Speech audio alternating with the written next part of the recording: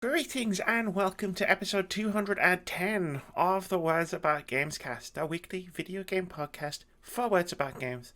I am your host, Amy K. Alexander. I'm joined, as always, by the glorious one himself, Mr. Dafford Moody. How are you doing, Mr. Dafford Moody?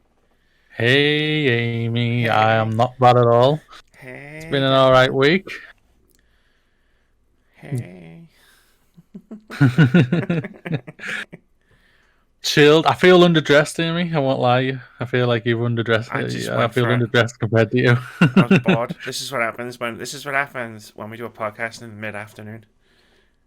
I'm bored and I've got energy and I can do things.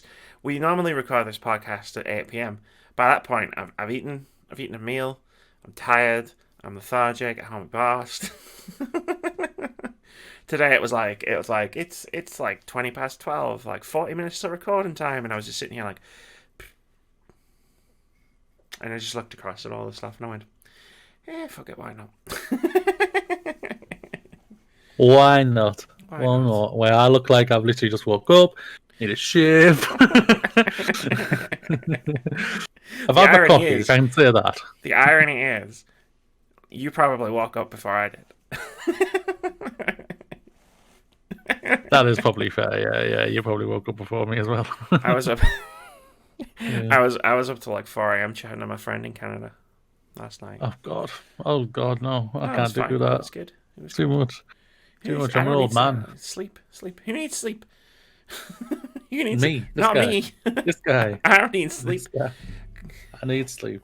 I'm not Snowbike Mike out here who can just stay up all bloody day. Basically, the madman he is. Yeah.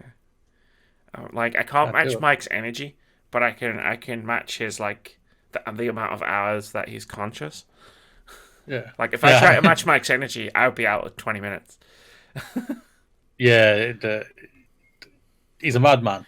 Brilliant, I amazing love him guy, so but he's a much. madman. He stays. He's even when he's tired, and you can tell when he's tired, but he still has the energy. Yeah. It's He's just like like the Jesus. hypest man on the planet. If you don't know who we're talking about, Yeah. twitch.tv/snowbike Mike, or as I like to call him, Snowbicycle Michael. Bicycle Michael. Yeah, because he's just constantly Oh, all the I love time. him. I love him. Respect to him, Mike. Respect. Um, but this isn't the Snowbike Mike podcast, Mooney. This is the Words About Gamescast, where every week we discuss what's been going on in games, the games industry, and gaming culture over the past 7 days before we take a little bit of a look at the future. In this week's episode, it's all different. There's an entirely new document because I was like, I'm not butchering the classic one because we'll probably go back to it next week. So I just made a whole new one. Because in this week's episode, we're talking about the games that have caught our attention over the past 7 days of game reveals, trailers, and demos from IGN Summer of Gaming, the PC Gaming Show, the Guerilla Collective, the Future Games Show, the Escapist Indie Showcase, and the PlayStation 5 Reveal Event. If you're looking for or expecting us to talk about our PS5 reveal impressions, we did that in a separate 90-minute video, which you can find on youtube.com/wordsaboutgamesuk. Almost the entire episode of this show is just going to be dedicated to talking about the Summer of Gaming shows over the past week, ending with a quick rundown of games out this week and OpenCritic Head-To-Head. No content drop, no news. We just want to make space, clear space. Mooney, I went on e3recap.com 2020 Quarantine Edition. There were 262 game trailers released in the past week. And I've watched them all. I can confirm I have not watched them all. That's too many. Video Too many, man. games. So It's like crazy, Amy. that's what we're doing. We've picked. I think we both picked a list of games. I've put them together on this document, and we've come out to 46 games that like jumped out on us in one way or another. Out of 262, that's not pretty bad. If you expected us to talk about 262 different games, I got news for you. That podcast will never happen. If we don't talk Yep. about a game, it doesn't mean we didn't like it. It just means we're just talking about the most memorable games. The games that are tickling our fancies, The ladies games and that touched us in one way or another, appropriately. gentlemen. Next week's podcast will again focus on the games we've seen at these shows, including the Sunday and Monday Guerilla Collective showcases, which, as I just explained, we're recording this on Sunday afternoon, which means we won't have seen those at the time of recording, and also the Upload VR showcase. Our impressions of EA Play 2020 will come in a separate video this Friday, because it's EA. You gotta roll out the red carpet for an EA event, even though it's going to be boring. Wait, the EA event, is that tonight? That's on Thursday. Oh, thank God. That's why the video's happening on Friday. If it's tonight, the video will be happening tomorrow. No, but does the play happen tonight? No, it happens on Thursday. Okay. I'm just getting my wires crossed all over the place there. Well, technically, I think it's Wednesday. I can't remember. It's midnight. I'm pretty sure it's midnight on midnight Friday. for us, so it's Thursday, technically, for us. I think it's technically the Friday. But it's Wednesday for It's Wednesday for America. Look, right. I'll just message you. Times are hard. Time zones are difficult. Lockdown is. I'll be watching it in the morning on Thursday morning when I wake up. Concepts of time, like just go with me on this one. And no matter, look, I won't even watch the event because it's EA. I'll just watch the trailers. Simple. I mean, that's fine. Right. I want to talk about something related to that in a moment. I just want to get through the rest of this intro first, because there's two things I want to talk about that aren't games that are related to this, and that was, funnily enough, one of them. Related to one of them. But all week long, I'll be playing some of the game demos dropped as part of the Steam Summer Game Festival, Guerilla Collective, and the PC Gaming Show. I downloaded 5 last night. And previews of these games will begin to appear next week. I'm also desperately trying to get a hold of a code for Torchlight 3. We'll talk about that in a bit, but it came out in early access. Spoiler alert. There are timestamps in the description below the video on YouTube. These are going to... So what I've done with the 46 games is I've separated them out into all the different shows. So if you saw the game at the show, and then underneath in the timestamps, you'll see the PC Gaming Show, and that's where we talk about the games we saw at the PC Gaming Show. Because I thought that was the best way to do it, and the best way to organise this document. Some editor's notes there, but they're not for me to read out loud. Apart from the thing about 262 games. There's 2 things. One, there's something we didn't mention in our PlayStation 5 reveal, because neither of us noticed it. And I wanted to shout it out because it's kind of shitty of PlayStation. They've removed the colours from the face buttons on the DualSense, and I hadn't noticed this until someone pointed it out on me. So you know how like I mean, everybody knows what a PlayStation controller looks like. You can see the colours. Like each button corresponds to a colour. And someone was posting a DualSense 5. A DualSense, not DualSense 5.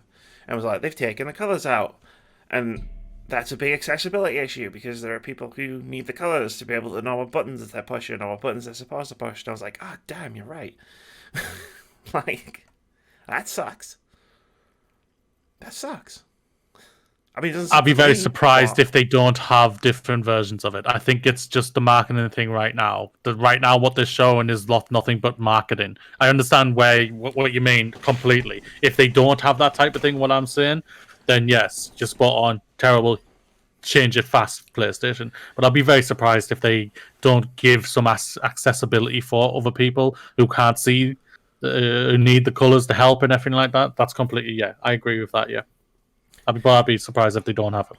I want to say I would be surprised if they don't have them, but after the past week, I don't think anything would surprise me. Number 2, and this is the second thing I wanted to talk about, and it's very brief. It's related to what you just said about not watching EA play. And you're going to watch the trailers, right? Because you don't really care. You don't necessarily feel like you need to watch EA play live because it's boring as shit, right? I mean, I will because I'm a masochist.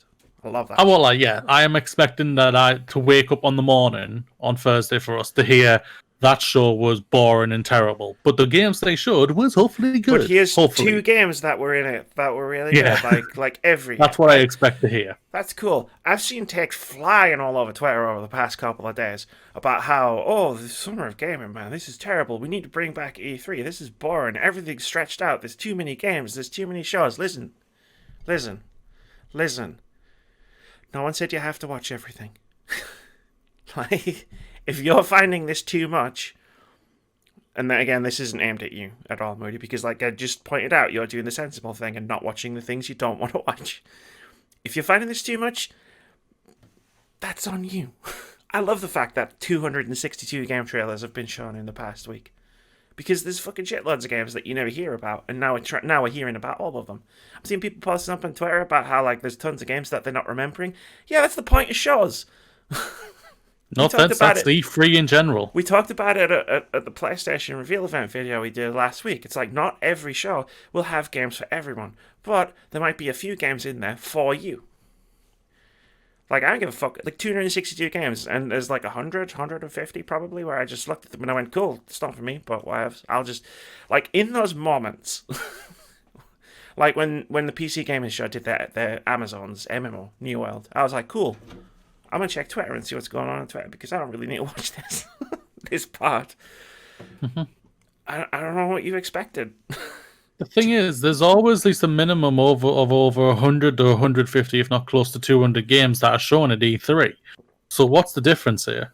That's the honest question for me. It's like the only difference is that what we have conferences, so we see Microsoft show a minimum of like 50 games half the time. EA who show 10 games minimum. Ubisoft about the same. Bethesda spread out. 5. Yeah, and it's all spread out. It's all spread out. That's the only thing. Okay, fair enough. It's all spread out. And I wish it wasn't too. Like, I wish it was all just condensed into, like, 1 week again. Like, normal. But this is normal. Like, this is normal for an E3. It's just it's happening in a weird order. And it's happening over the space of a couple of months instead of, like, a week. Like, that's just the nature of how this has all gone down with the post-COVID world that we live in. I should say current COVID world that we live in. We wouldn't have had the PlayStation 5 reveal event this week, ladies and gentlemen. We all know the PlayStation Sony wanted to have it in May. Couldn't do that. Yeah. They wanted to have it last week. Out of complete understandable and respectful ways, they changed it to this week. What? Like, I just feel like... You complain? Yeah. You're complaining that we weren't getting talked. You're complaining that... People are complaining that nothing's getting shown or talked about. And now when it actually happens, you're complaining that people are showing things and talking about them. It's too much, man. Make up your mind. Make up your mind. It's too much. Like, okay, I watched the trailer for Dean Hall, the creator of DayZ's new game, Icarus. And it's like... I saw the trailer, but... Yeah, but it's like, really alright, cool. I mean, I saw it, but now I'm not going to think about it again. That doesn't mean that was a bad part of the PC Gaming Show, or that the PC Gaming Show was bad because that trailer was in there. That just means there was a game in there that I don't really want to play. Like, that's not for me. And I was like, oh, it's there for the PlayStation reveal event. We both say it's at least a minimum of a 9/10 out of 10 conference they showed PlayStation, but we also now spoilers into our discussion thing. There were games that did not interest us at all. 100%. NBA. Like, I just wanted to throw it out there because I've seen this take, and it's like, it's a bad. I think it's a bad take. This is just normal E3 stuff. It's just in a weird order. It's a weird time. It's a weird situation, but it's just the same as it's always been. The only thing I agree with where people are coming from, that there's so many places to go to. It's not constrained into one place like what was E3 and everything. But because what we've had the Escapist indie show, we've had the IGN thing, we've had Summer of Game Fest, we've had this, we've had that, we've had this, we've had that. I can see where it's confusing on that part. There's no doubt about it. Even you've even said yourself, there's so many shit. Summer of Game Fest. Why haven't you got on your site? You said this is about the Summer of Game Fest. Why aren't you celebrating these things and talking about one thing? Even Jeff hasn't. Yeah, yeah. So that's the only thing, really. Apart from that, you're getting what you want, ladies and gentlemen. That's games, a console reveal, games. Blah, blah, blah. Games. Yeah. How many times do you hear the thing? Oh, this was too slow. Oh, they were taking it too slow. And literally every show that we've seen in the past week has literally just been game. And people are going, it's too much. It's like, this is what you asked for. I'm sorry, this is what you asked for. You asked for shows to just be game. There's a lot of fucking games, guys. For me, a lot of the ones that I see complaining are the ones who are like, we know you're not going to play any of these games, so why the hell are you watching this? Yeah, if you're going to play like 5 or 10 out of 50 or 100 games, that's great. You can also just do what Mooney does with the EA Play thing, and I'm sure you did it with a couple of the shows that were on yesterday. You didn't watch it, and then you went, okay, cool, now I'm going to go on E3 recap because Amy's just sent me the link, or I'm going to go on Twitter and have a look through Laura Kate Dale's Twitter feed and go, that sounds interesting. I'll check out the trailer for that. That looks interesting. I'll keep an eye out on that. I watch it all because it's my job, but I actually really enjoy watching it all. Like I always say, like if this was just all year round and there was just constant showcases, I'd be happy as fuck because I love doing this. I love seeing all these games. I love seeing games that I don't even like. One of my favourite reveals from E3 a couple of years ago was Steep. I was never going to play Steep. I just really liked the way they did the reveal. Exactly. But anyway, I got that off my chest. That's the rant over with. That's actually what I was going to actually ask to bring up, but you've already, great minds, Amy. The hot takes. Great minds. The hot takes. The hot takes, we're thinking together. You see, we got this. I looked at your list. I mean, of games. And it was like, all right, cool. I don't need to do much changes to the document because I've already got like 3/4 of this on here anyway. Cool. Great minds, Mooney. That's why we're such good podcast hosts. Let's start with our impressions of the games that were at the PlayStation 5 reveal. Hopefully this won't take too long because we did this one already. I didn't actually post any. I've posted like a bunch of notes about what all the games are for reference purposes, but here I wrote most of them are jokes that I wrote next to them. One of them, like I said on the PlayStation reveal episode that we did, was that like you even said, for the Spider-Man Miles Morales, it's an expansion, it's a sequel, it's a remaster, it's a remastered with an expansion, it's a standalone. Who freaking knows? I said that going off what we knew at the time, it was an expansion. Now it's been confirmed that no, it's a standalone game, confirmed by Insomniac themselves. It's a standalone game in the vein of Uncharted: The Lost Legacy. Just before we talk about how awesome Spider-Man Miles Morales was, I saw someone post a screen cap of a Twitter conversation on I want to say a Facebook group. I follow like a gaming Facebook group. And it was the thing. And it was the Insomniac tweet where it was like, this is a standalone game that we're going to talk about more in the future. And someone replied underneath, sauce? Like, as if to say, what's your sauce on this? And it's a tweet from Insomniac Games. It's like, sauce? I mean, damn, they're making the game. I mean, I assume they know what the game was. Gamers are crazy, Moody. Gamers are crazy. Too crazy. You just like... You just have to look sometimes and go, all right, cool, yeah, that's how your brain works. If I was the social media of Insomniac, I would have replied with the question mark emoji, where just going question marks all over. It's like, what do you mean, sauce? We are the sauce. If I'm trusting anyone with Spider-Man Miles Morales information, it's Insomniac. God, not gonna lie. Sorry, Jason, you're like my number 2 sauce on everything, but directly from the horse's mouth is my number 1 sauce. But you know what else is crazy, Moody? How good this looks. How hyped I am for it. Yeah. Like, they only showed like a tad bit of gameplay, but obviously it's going to start building up soon to show. And they'll probably, I think when they have their next thing, which I'm surmising probably will be August with the the Gamescom, probably with Xbox as well. I think Xbox is going to do a thing there as well. I think they'll both do their own thing, right? Yeah. That's where they'll reveal gameplay with it. Proper gameplay with it, showing you what it is and everything. And it's going to play very similar to what the first one did and everything, but going off from Phil Lord, the director of Spider-Verse, he's played it and he says there's actually the little tweaks for Miles Morales. He says is very exciting to know what they've done for him. If you know his power base, if you know his power base, ladies and gentlemen, it really is a unique take and interesting spin on it. So that's really, really good. It's exciting to hear some positivity on that. So I'm really happy. I feel like I summoned this into existence though. Because I watched Into the Spider-Verse. I rewatched Into the Spider-Verse literally the night before the PlayStation 5 reveal, and I feel like I summoned this into existence by accident. The thing is, what I love about it is that Sony, they had it in front of us all along. Because if the video they showed was about them showing their load times, was the Spider-Man game. So they were leaving little breadcrumbs in front of us, and none of us, not a single one of us on the internet. No. Notice that. We all were saying the launch title is going to be Horizon Zero Dawn, which I actually still think might actually happen. I still think that might actually happen because this is going to be a standalone. I think it's like going to be like an 8 or 10 hour experience. Yeah. So I think they still need that big thing, which I still think will be Horizon. But we'll find out in the next couple of months. Yeah, they didn't But give a yeah. release date for Horizon Forbidden West. Mm-hmm. Which could mean one of two things. Either they don't know what it is yet, or they're hoping to get it out in time for launch of the PS5. I don't... Again, we talked about it on the PS5 reveal video. I don't think they need Horizon anymore. I looking at their list of exclusives that are all holiday 2020. Like... from themselves and their partners, their third party and second party partners. I don't know if they need them. Need it? I mean, don't get me wrong. I'll take Horizon Forbidden West every fucking day. Like if they decide to release it, I might as well we'll just swerve into Horizon Forbidden West because that also looked fucking fantastic.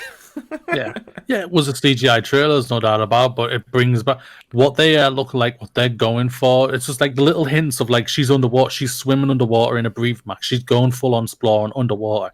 That's those little things that they're saying this is going to be in the game, and that's brilliant how they did that. Well done. Like, yeah, I'm looking forward to this.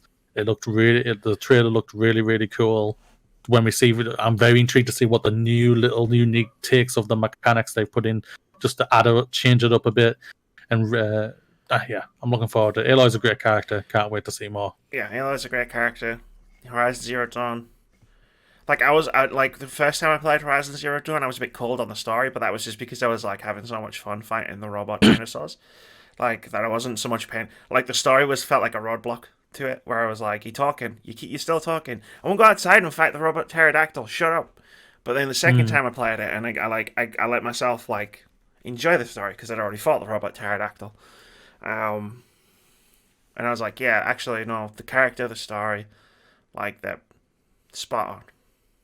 Love it. Yeah, you can't ask for much more for it. Like I said, she's a character who suffered through prejudice for her entire life, for not knowing who she was, who she was from, and exploring and doing this, not giving up. She gets the little gadget thing. That's strength. That's what you want. Yeah, she's got an amazing strength of character to push through, which is inspiring. She fights giant robot dinosaurs with a bow and arrow. You gotta fucking give it to someone who fights giant robot dinosaurs with a bow and arrow. Hell yeah, man. Yeah. Bring it on. Sorry if you could hear someone beeping their horn there. No, that's fine. It happens. The sirens are on our end. So this is that's a reference I don't know if anyone who watches this podcast will get. Deathloop. Like, Deathloop washed over all of us last year when we did the E3... Because this is basically our E3 podcast that we do every year. We're not giving out awards. We normally give out awards to, like, so we talk about a bunch of different games. But this year, it's like... Because it's so stretched out, we might do awards at the end of Gamescom, but... We'll see. But yeah, last year we did the E3 podcast. Deathloop, I don't think was mentioned, like, in any category for any award, because no one really knew what it was. And then... It was always on my mind because I'm a big Dishonored fan. It was being made by the studio that made Dishonored. And then they showed it. And it's, like I said, on Thursday, Friday, everything about this game spoke to me.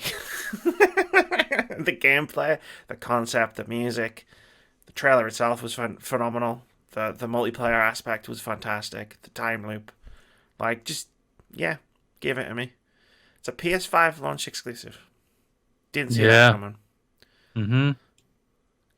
First on console with them, yeah. It's they're going out. They're going out, and didn't see that coming out. Yeah, it's going to be like the lineup. Their launch lineup's going to be very intriguing. Like I say, like you said, you don't think the Horizon's needed anymore. No. But yeah, it's going to be very intriguing. This might be intriguing, but yeah, the first good console launch lineup in a long time. In a long time. It's fair to say. I think it's fair to say.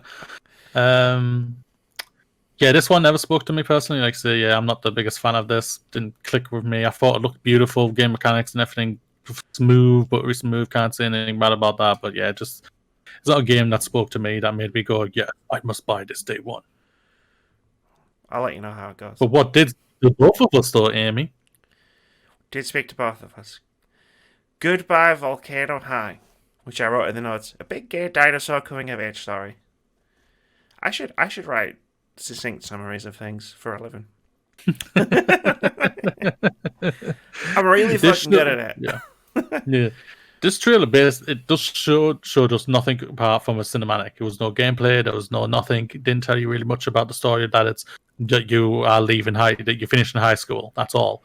Like I said on multiple occasions, I've said that it comes across very not Horizon. Life is Strange-ish, where I think is very good. I think that was one of my favorite games that came out this generation. And this is one of those ones that screams to me. I love coming of age stories where you can get to know characters and hopefully try and do the best in your moral compass, follow the way you would prefer to do it. I think it's really, really good. And I think it's funny that what stands out is that it's dinosaurs. You're playing as a dinosaur. I'm loving that. So yeah, can't ask for much more for me. Yeah, we need more. One, we need more big games. That's one. Two, I feel like we need more. We need more game genres that aren't kill everything with extreme prejudice. We need unique, different games. Yeah, just different types of stuff. Like Life is Strange is a great one to bring up. It's a drama game, right? We need more drama games. Action games have drama in them, sure, and there's some amazing action games that have some amazing stories in them. But it's nice to just have a drama game. It's nice to just have a comedy game. You know what I mean? A game that is just, I don't have to murder 60,000 people to get to the next cutscene. That kind of thing. So it was a nice break. Yeah. That's the thing that I thought was very lackluster in the first showing of the IGN thing. It was very first-person shooter heavy, and I was just like, said it. Yeah, come on, saying, change it up, guys. Shooters. Come on. They're all shooters. Yeah, I know they had a couple of little things sprinkled in, but it was mostly first-person shooters, and I was just like, these all look the same. Oh, wow, you're shooting dinosaurs in this. It's not the shooty dinosaur one I want, mate, so get that sorted, Capcom. Shooty dinosaurs. But yeah. I was just like, come on. But yeah, this is we both said, this looks awesome. Because this is what the PlayStation reveal event did so great. They had games for everybody, and that's what I love. They had the first person games, they had the actiony AAA games, and they had the small little indie darlings that are just little. I'm trying to find this perfect thing, little gems of juiciness. Juicy gems, I like it. Juicy gems. Yoshida's doing some good work over there since he got made. Indie guy. The indie guy, yeah. He's got a proper job title. I don't remember what it is. He's the indie guy. Yeah. He's the indie guy. And I love him. I'm just glad we see him now because I haven't seen him for years. Yeah, he exists. He exists. He's still alive. He still lives. He's been playing Demon Souls so much. He's been getting the platinum. He's been making sure that he has the platinum verse. Yeah. Has to have the first platinum in the world. Mooney, I think the rest of this list was all stuff you added to it. Not that I'm not high for any of these games, but I'm going to let you go off for a bit. So you work through it. I'll chip in where no worries. Ratchet and Clank Rift Apart. I love the new reboot / remake type thing they did this generation. I thought it was a really fun, dynamic, little colourful, energetic gameplay. Great game. This one, yes, I agree with what your little take is on here. It does seem like it shows off what the SSD card can do. That's what it was. It really does. You can see what it can do. It's everyone can see that, and if it does consistently be like that, we're going to have some great looking, energetic, fun looking games. And yeah, I loved what they did for this. I think it was really, really, really good. Anyone who's a Ratchet Clank fan, I think they're really excited for this one. Next one, Kena? I think it's Kena or Kena. Kena. Bridge of Spirits. Yeah, I love this one. I thought it was so adorable and cute. A story-driven action adventure combined with exploration with fast-paced combat. You can't ask for much more for that for me. What did it remind me of? Kubo and the Two Strings. I saw the trailer again last night. They were on the Future Game Show as well. And I was watching the trailer back, and it was the two brothers who made it talking about it. And I was like, this reminds me of something. But I couldn't remember the name of the film. It was like Kubo and the Two Strings. That's what it reminds me of. Love that film. Yeah. Yeah, that was a great film, and this spoke to me from that as well. It just looks so good, and the spirit companions are cute. Can't ask for much more. You need cute companions. You need them, yes, you do. Yeah. Next one is Returnal, House Marks game. This is for me the Groundhog game that I want I compared chuckled because I read what I to wrote. yeah. What was the other one? But Deathloop. This one is the one I prefer because the Deathloop just seems like it's just a multiplayer Deathloop game for me. This one literally seems that there's more to just that. That you have that loop, but there's a story in it where your character is going crazier and crazier because of what's happening in the world, and obviously, I'm sure dying all the time will make you go crazy, knowing that you can't physically yet die. I think that's an intriguing take on it.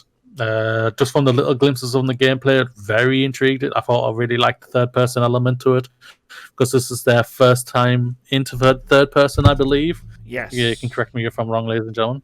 Yes. Because they're normally top down I think games. Stormdivers might have been their first go at third person, but I don't think that ever got properly released. Yeah. I just think there was betas, and I think they moved on to Doom Eternal. Next one for me is the Little Devil Inside. I just loved the trailer. I thought was really good. It seemed like Monster Hunter World joined with what's the game? Or not a game, the Wallace and Gromit franchise. Very It's the wrong trousers, Gromit. Yeah, it was very stiff and everything like, but I loved the art style. I thought it was very, very clear animation looking, and I really liked that about it. It's very unique, and yeah, it just spoke to me. I really enjoyed what I saw. I thought it was really, really funny. The next one, I believe, is you. No. I didn't put Evil Genius 2. I deleted it. Oh, did you? Because Okay. I copy pasted one of the other ones and just filled in the stuff. Okay. I clocked Yeah. it. I was like, delete that. That's not supposed to be there. Spoilers for later. Next one is Project Athia. Yeah, Project A. Is it? Yeah. Not much known about this. It's a brand new IP. I always pay attention when it comes to an IP that's written with a team led by Gary Whittaker. I'll read it out. I have nothing wrong with Gary Whittaker. I love that man. I think he's a really good, intriguing writer. Rogue One. And I'm Rogue One. That's it. That's all I have to say. That's the tweet. You wrote Rogue There One. There you go. there we go. And it's Square Enix. Square Enix really. They do some interesting games when they really put their minds to it, and this one really screams interesting. And it's truly exclusive to the PlayStation. Built for the Designed PlayStation. for the PlayStation 5. Like I said last week, looks super interesting, but I've been down this road before with Project this and Deep Down that. Yeah. Give it a proper name, and then we'll talk. Well, speaking of proper names, Solar Ash. This just looked beautiful. That's it. Can't ask for much more. They do unique and intriguing stories that speak to you. I've heard nothing but great things about the Hyper Light Drifter, what you spoke about. I'm going to have a look at that game. I know Andy Cortez from Kind of Funny. He's a huge fan of this. He went bonkers when he saw this. It's been a while, man. They announced it a while ago, and anyone who's been sort of was a Hyper Light Drifter fan, sort of paying attention, was sort of like, "Where's Solar Ash? Where are they? Why are you taking so long? Show it to me." Yeah. Oh, you were waiting for the PlayStation 5 reveal event. Okay, cool. Yeah, that's a grand enough stage to hold back for. I'll let you off, I guess. Mm-hmm. Just from the little glimpses, the beautiful mechanics, really smooth. Yeah, can't ask for much more. Like I said, it was a really good looking game. Also, next one's all you, Amy. Yeah, all me. Shout out to Bugsnax. I mean, the game looks really adorable and stuff, but shout out to the theme tune taking over Twitter. Yeah, I bet PlayStation didn't see that coming.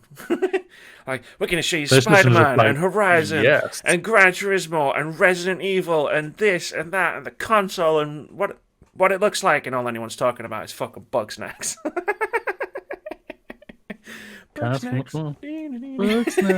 Bugsnax. Just, alright. Do you think, Twitter? Go off. Yeah, so the next one's the Paradox Insider. There was only one thing that obviously caught my attention from that. There's some stuff that looked cool, but Vampire the Masquerade Bloodlines 2, that was why I was there. That was why I was watching. I was praying for a release date, Moody. I was trying to invoke it through a sheer force of will for them to just say, and it'll be available whenever. October, probably, because, you know, spooky season. They didn't do it. But they did show us a cool collector's edition, which is going to have like a vinyl and a cool figure. And I could feel the credit card slowly trying to escape out of my purse as they were showing us this this collector's edition. Like, no, you can't afford this. I must escape. But yeah, I was losing it, not like full on like hype losing it, but I was like fucking not like the theme tune, like the menu theme tune from the original game they played over. I was like, yes, this is fucking great. And then they showed one of the characters, Damsel from the original game. He's back. She's a fan favorite character. She's like an anarchist. She's like the perfect character to have in a video game like this, at a time like this. I'm gonna owe Keith a prediction point. Like, I was almost losing my shit. So like Keith famously made a prediction in our predictions spectacular in January, which was Amy's gonna lose a shit over Vampire Masquerade Bloodlines 2, and I was like, you son of a bitch. And then I promptly banned all bets against people reacting to things in a certain way. But after that, I was almost there at the trailer that didn't even show the release date. Like, it could be that this game, like, before this game even comes out, I'll be like, sorry, Keith, there you go, here's a point. What if the game doesn't come out this year? Shut up, Mooney. How dare you? How very dare you. I did get a tweet back from Paradox Interactive. I tweeted. Yeah, I saw that. I did actually tweet them. I was like, hey, I need this, like, right now. And they didn't tell me when it was coming out. Disappointment. Come on, Paradox. Get your shit together. You should have said, I'll scratch your back. You scratch mine. What can I possibly offer Paradox Interactive? That's the thing, right? It's like, like, I've got no leverage. You want little money I have? There, take it. I've got no leverage. There, take it. Yeah, this is like every game. I didn't tweet all that much during all of the reveals and trailers and stuff, but the games I did tweet about did seem to get picked up by the developers and reply to, and I was just they're watching you, Amy. Like Boyfriend Dungeon. And they were like, yes, and I was like, yes. Like, yes. I want to date all the weapons. Let's move on, though. Boyfriend Dungeon will be later. IGN Summer of Gaming. There's 3 games on this list. The first one should come as no surprise to anyone who listens to me talk about video games. I loved Yakuza 7 Like a Dragon. Fun fact. The Japanese title, because you know what Japan's like. Over here it's called Resident Evil. Over there it translates, it's called Biohazard. The Japanese title for the game, when translated into English, is Like a Dragon. So it's like, it's the Resident Evil 7 Biohazard situation, where they've called it Yakuza, which is the English name, Like a Dragon, which is the Japanese name, and I'm all about that. It's a JRPG, which is cool. It's got the turn-based combat, but it's still Yakuza, so it's still ridiculous. Like, we both saw it. We were both watching it. But it's got job system, which is like, that's like classic JRPG. That's like Final Fantasy 1, 2, 3. Like, yeah, it just looks really cool, and I'm really here for it. Where's the release date? Sega. Yo, Sega. It's been out. Microsoft will be the one to talk about that. It's been out in Japan for ages. Let me play it. It's a launch title for the consoles, so yeah, it's definitely going to release. Yeah, Microsoft will be the ones who announce that probably July if they reveal their console date. I feel But like I there's think they'll another hold. event. I think, yeah, I think like what we said at the beginning. I think they're both going to hold that till the They're- Gamescom. Xbox are leaning so heavily into July. We're going to show first parties that Yakuza's not first party unless something fucking crazy happens in the next couple of months. Well, the rumors was they were going to buy Sega. There were all sorts of rumors there were all sorts of rumors about Sega and Microsoft, and in the end, it turned out they were just releasing a teeny tiny little Game Gear. Which is why we don't listen to rumors like that. That's why you should never listen to rumors. Yeah, unless you're an idiot. Find the source. You'll only get disappointed. But yeah, like I feel like there's going to be like another event where it's like they show off some of the bigger games, like Elden Ring, Yakuza, stuff like that aren't first party. Is Elden Ring exclusive to them? Is it? No, but it was they revealed it last year, so it stands to reason that they'll continue to. But if it's not first party, I doubt they're going to see it in July. No, that's what I'm saying. They'll do a separate thing, Yeah. and then they'll mix their first party with the third party while they're talking about like release dates and prices and stuff. Next game, The Waylanders, which is a classic party-based RPG featuring the top talents who brought you well-known titles within the genre, like Dragon Age, Mass Effect, or Pillars of Eternity. Also, Emily Grace Buck, who worked at Telltale for a while, and she wrote a bunch of Telltale games. I follow her on Twitter. She's really cool. sweet. It caught my attention because it looked cool. Like it looked like a really cool sort of. It's like a classic RPG. Like you go back to not like classic, but like you go back to sort of like the late 2000s, early 2010s sort of RPG in the sort of Jade Empire sort of era. I don't know when that came out. Oh, you're right. But yeah, it looked like that, and it's cool. It looked fun. It sounds cool. And they're even like, "Hey, you can romance people," and I'm like, "I'm in." You said the magic words. Every game that Amy's waiting for, but can I romance that person? No, legit. No. Legit. Like, before Mass Effect Andromeda is coming out, it's like, but who can I bang? Why do you think why do you think Anthem was such a failure? Think it was because of bugs or bad gameplay design? No, it was because I couldn't bang any aliens. What the fuck? No, What's the point? You can bang any booty. What's the point? Why do you think I turned up to all those Mass Effect games? To play a sci-fi story? To experience an epic space opera? No, it was because I could bang the blue alien. You didn't let me do that in Anthem, and now you're having to remake the entire game. Just putting that out there. It's the first thing they're going to show on Thursday. You get the banged booties. Make the Bang javelins. booties. Make the javelins kiss.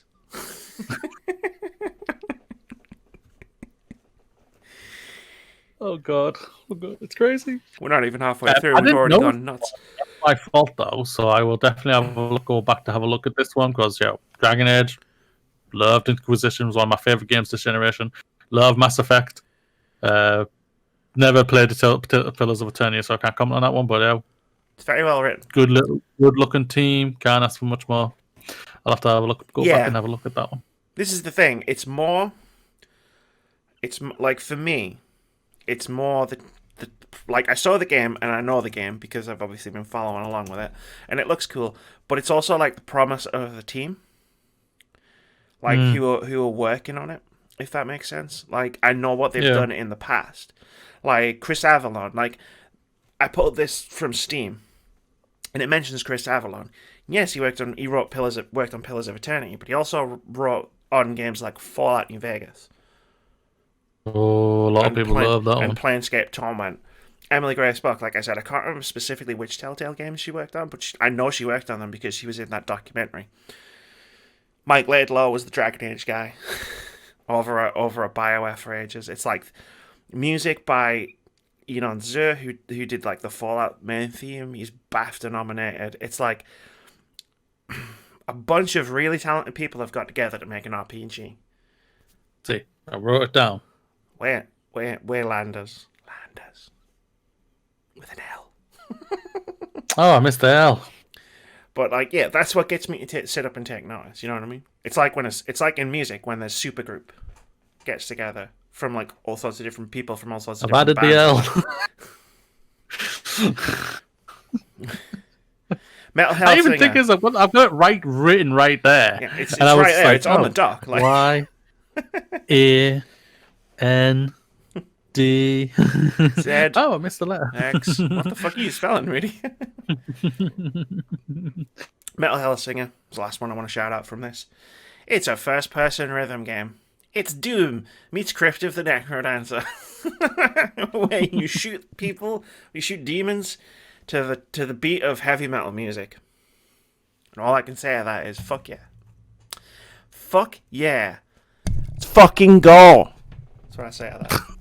Oh down. wow, she's getting raw rocky, ladies and gentlemen. Just like, You haven't seen me play Doom, mate. You haven't seen me play Doom. That's true. Fucking, well, like you never showed us on Twitch.tv Word About Games. Yeah, I rarely play like I'm not going to stream The Last of Us Part 2 for spoiler reasons and also because I'm probs going to finish it. Prob's going to finish it with like if I get that game on Friday, it'll be done by Saturday.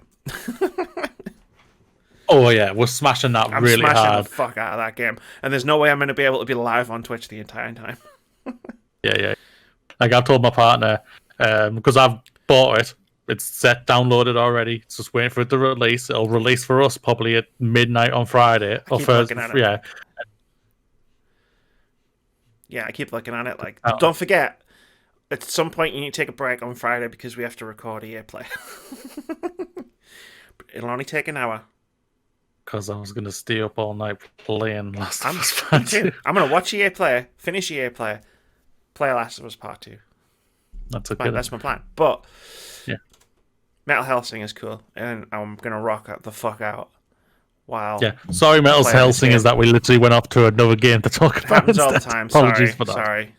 Yeah. I mean, we're comparing you to The Last of Us. That's good. That's a good sign. But yeah, it looks fucking sick. Like, if someone like, it's one of those things that you never in a million years think of, right?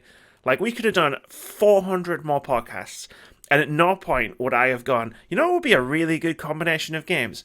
Doom and Crypt of the Necrodancer. Never would have occurred to me. But now that someone's said it, I'm like, that sounds fucking amazing. It's one of those, why has no one thought of this sooner? Anyway, let's move on. Guerilla Collective, the next one. Shout out Greg Miller. His hosting was cool. I liked it. Baldur's Gate 3 is coming to early access. I want to shout it out because I'm really excited for the game. They showed nothing. There was a few games, and Baldur's Gate 3 was one, where they were like, where their whole purpose for being a part of whatever show they were in was to say, hey, we exist. Come check out our reveal next month, next week. And it was just like, why are you here? You just you're taking up oxygen and you're wasting time. Like, Baldur's Gate 3 is coming to early access in August, maybe. They said maybe in the thing, because, like, as long as it doesn't get delayed by COVID stuff. So, that was all that was. Some cool little artwork, and it's going to be at D&D Live. It's going to open D&D Live, which I guess is a big D&D thing.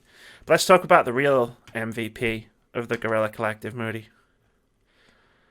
Motherfucking Boyfriend Dungeon. I've been hyped for this game for a while, as you know. We've talked about it once before on this podcast. It was there. Yes. It exists. It's coming soon. I want to hear you talk about it. I've talked to death about this game. But it was on your list. Yeah, I didn't know. Yeah, it was on my list. I didn't know much about it until I saw it at the Guerilla Collective. Like I said, for a lot of the games that we've already spoken about, I like uniqueness. I like different. I want something to make me go, wow, I don't know what you're doing, but you've literally piqued my interest. And when it was described throughout the trailer, I was literally thinking, Boyfriend Dungeon, you can date your weapons.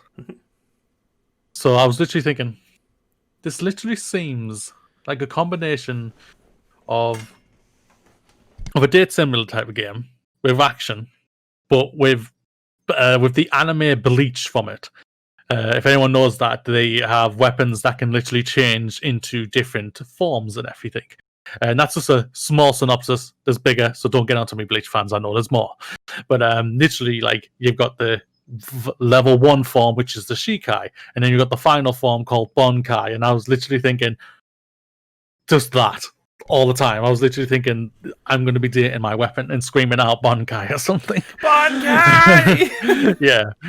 And yeah, I really like what they're doing with this. It's very unique, very different. Bring it on. Can't ask for much more. All the weapons are really hot. How am I supposed to choose? How am I supposed to choose? You got 9 to pick from. You can do up to 9, Sammy. The question is, so you don't have to choose until you get to the final 9th one. Then you'll have to make a decision. And at that moment, video games will have killed me. The important question we need to be asking is, can I just date all of them? That's the important question we need to be asking right now. I mean, how much more I can say about... I've been excited for Boyfriend Dungeon since I first heard the concept. Like, it speaks to me on so many levels, Moody. It's a dungeon crawler, check. You've got all sorts of different playstyles linked to different weapons, check. Those weapons turn into hot people, check.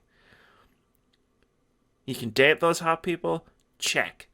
Dating those hot people will upgrade the weapons, check.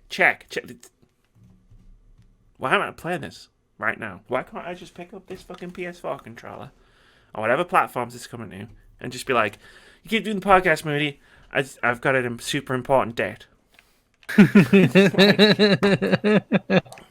Fucking Boyfriend Dungeon. It's so good. It's another one of those ideas where it's like, it's such a good idea. It's a, like I said, that's what I think what indie developers do the best. They don't just stick to the norm. They look outside the box every time, and then they go further past that box. It's the strength, right? And it goes back to what we were ranting about at the beginning, near the beginning of the podcast. It's the strength of shows like this. Like, this is where you get to see things like fucking Boyfriend Dungeon. Like, fucking Microsoft and Sony ain't gonna put Boyfriend Dungeon up on a console reveal stage. Like, are you kidding me? Like, no way. Guerilla Collective, they put it out there. That's Respect where you, to them. this is where you get this, like, these kinds of shows is where you get these kinds of games. And if Boyfriend Dungeon is not for you, maybe a different one will be, because there's like so many different ideas at play in a show like Guerilla Collective. Like the next game, Lake. This was on both our lists. I saw that and I was like, this looks fucking cool. But I'll bet it, and I thought to myself, but it'll be one of those games that just goes, you know what I mean? Like, that no one will really... You know, everyone's talking about, like, on my Twitter. Yeah.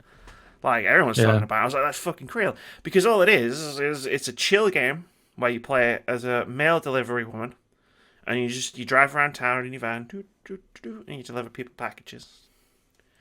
Well, I think what spoke to a lot of people was... as well.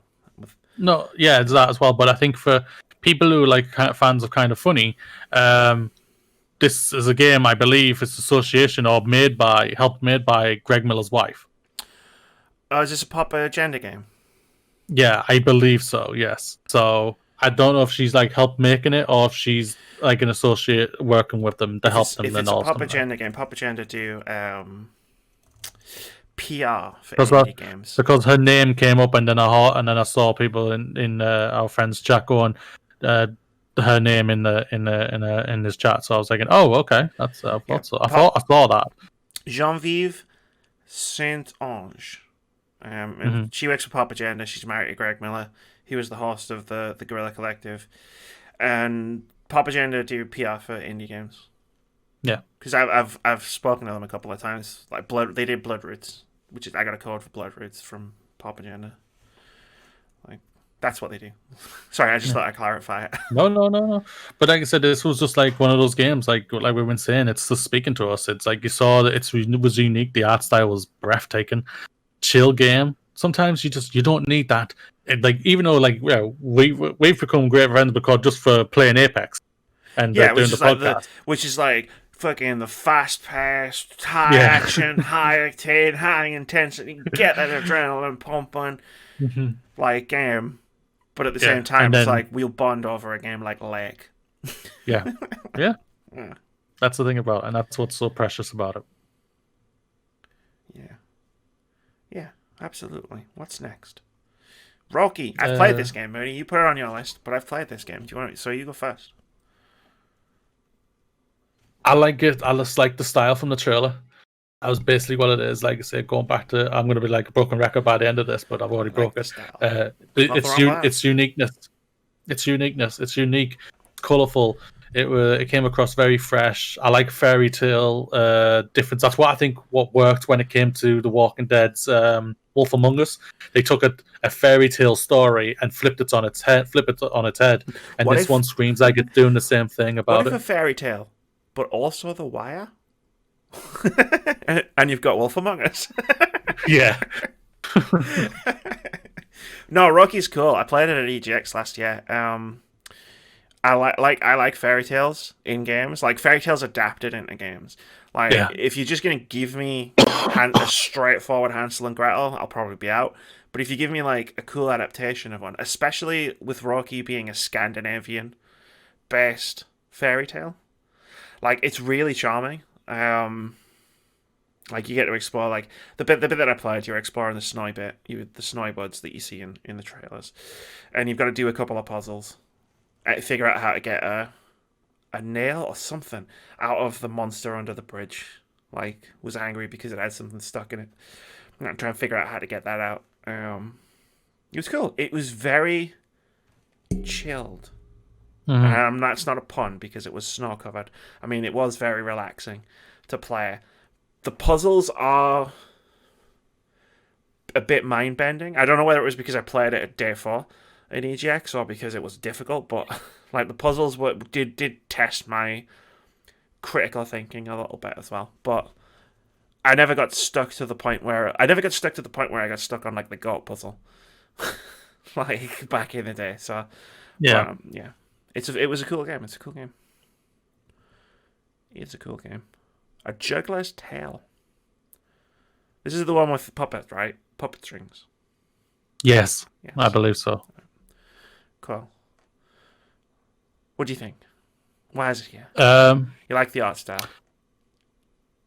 Yeah, like I said, that's what it is. It really is just that the uniqueness. I loved what they were doing. Like they showed that you're gonna have to think a bit, kind of like it came across kind of like Unraveled.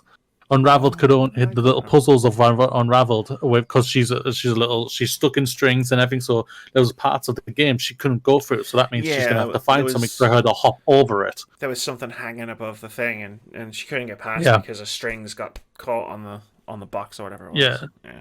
And that's what came across. Like it was made by like people.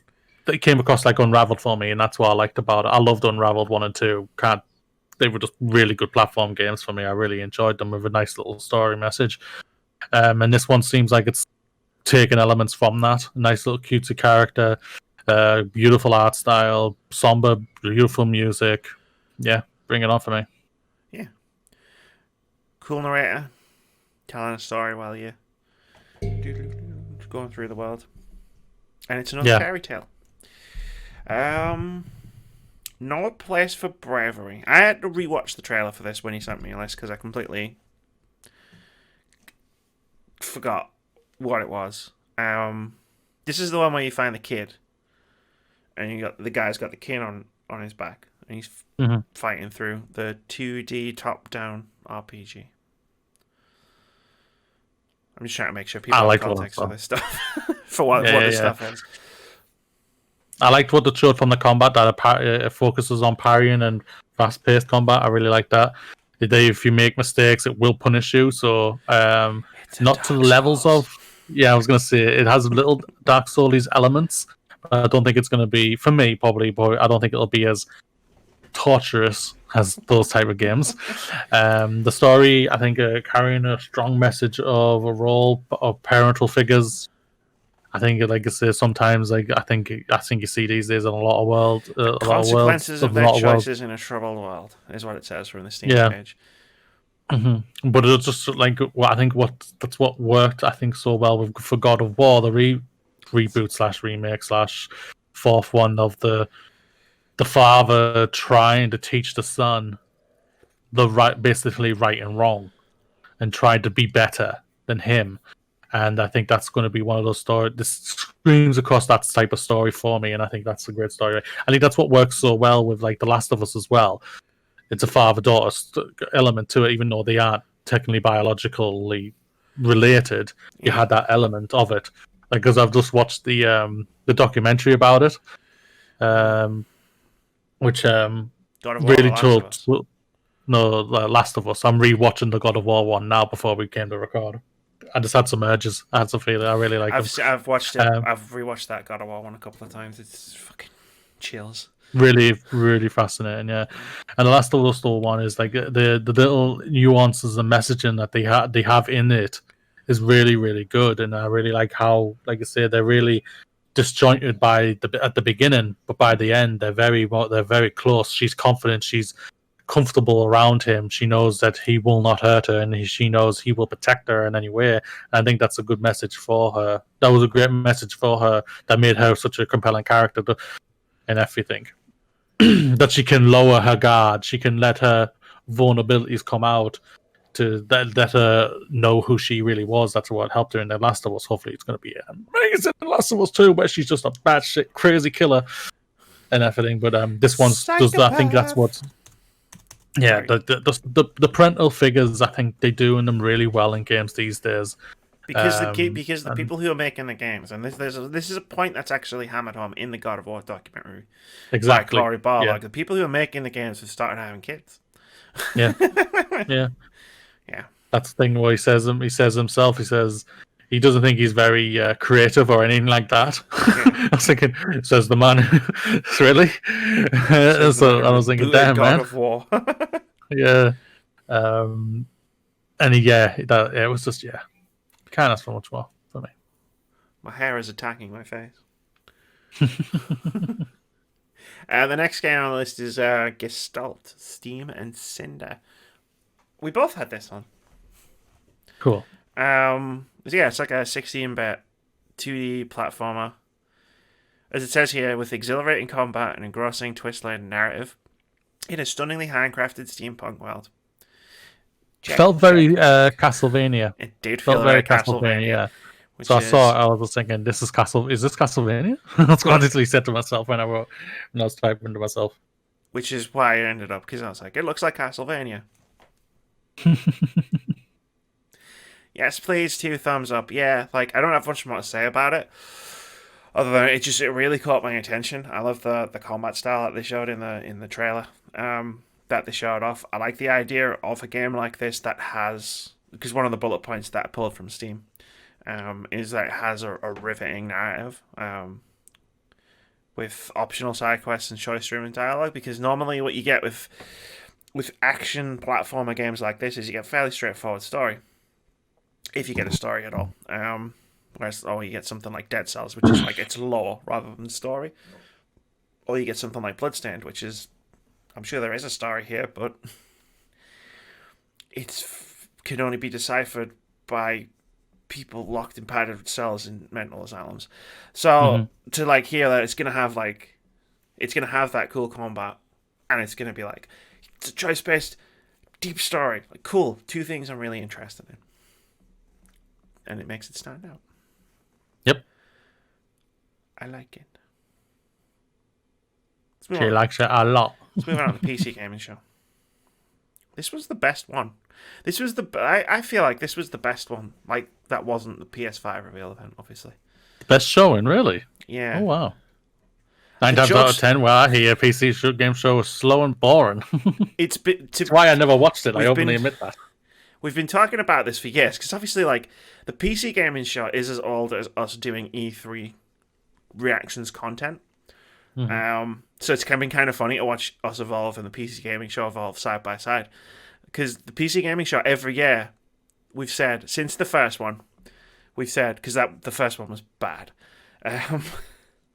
Every year we've said it's getting better, it's getting better, it's getting better. And I remember last year I was saying it's actually quite good. Like this time, like instead of like just being it's improving, so this is actually quite good. And this was good. Like decent pace, cheesy as fuck jokes. There was a robot co-host in the whole thing, but I was here for it. It was fun. Greg Miller took over the show at one point to announce the first game on this list, Persona 4 Of course, Golden. he was there for this. Of course he was. He was the one who announced it. Persona 4 Golden came out on Steam yesterday, or on Saturday. Announced at the PC Gaming Show. No one's got any excuses anymore, Moody. It's not in Vita jail anymore. It's on a console. People who can actually... It's on a platform people actually have. It breaks my heart to say that, but... Do you think this confirms basically Persona 5's coming there eventually? I think Persona 5 will come to PC eventually. I think they're going to stagger Persona 5. Because at the moment, Persona 5 is on a... like 100 million PlayStations versus... like however many million Vitas. I think they'll stagger it because obviously they've got to fill in the time between now and Persona 6, which will definitely be a priority for them because Persona 5 sold really, really fucking well. There's even rumors that they're going to announce that New Games Plus in a couple of weeks. But this is just great because it's going to get people talking about Persona. It's going to get people who loved Persona 5 to be able to play Persona 4. And one of the reasons, and I was saying this for years, even before Persona 5 came out, one of the reasons Persona 5 did so well is because everybody knew somebody who loved Persona 4. And that's how, Keith got turned on to Persona 5 because I was excited for it because I loved Persona 4 Golden on my Vita. Yeah. And then now he's a massive fan of Persona 5. And it's like that chain reaction thing. It's the same effect you saw with Final Fantasy 7, where it's like everybody, like, a lot of people loved Final Fantasy 6, so that if anybody was like, oh, this game, Final Fantasy 7's coming out, what do you think of it? Chances are they knew someone who would go, Final Fantasy 6 was amazing. And then Final Fantasy 7 exploded. And it's the same thing here. So it's nice that they've put this on a platform where people can experience it. Very good. Yeah, it was Greg Miller to announce it, because of course it fucking was. Of course it was going to be. The only other person who could have been would have been bloody Colin Moriarty, but he doesn't really do things anymore. He does his own small thing. So, Torchlight 3 came out in early access. I'm just going to skip over this. It did catch my eye. I loved Torchlight and Torchlight 2. The reason I'm skipping over it is because one way or another, I'll be doing a preview of it over the next week or two, since it's cool. in early access. The Outlast Trials was the next one for me. It's multiplayer Outlast. Really? It's multiplayer Outlast. It's Outlast, but we can play it together. We can be scared together, Moody. Wait, this is like what, a sequel to Outlast? It's the third Outlast game. Oh, good God. Yeah. Outlast Trials. It's going to be co-op. Like, it's always fascinating to me when horror games go co-op, because it's like being able to talk shit with your friends over voice chat kind of kills the horror vibe somewhat. Unless it's a really, really fucking good, effective horror game. And then, you know, if everybody's scared, like, we're all scared. Then nobody's chatting shit because everybody's like, oh shit, what's that? Oh fuck, run! It's the naked man. Like, so I'm down to try this, and I hope I can bring people along with me for the ride. Well, my PC doesn't improve until about October time, so Outlast was out on PS4 at launch.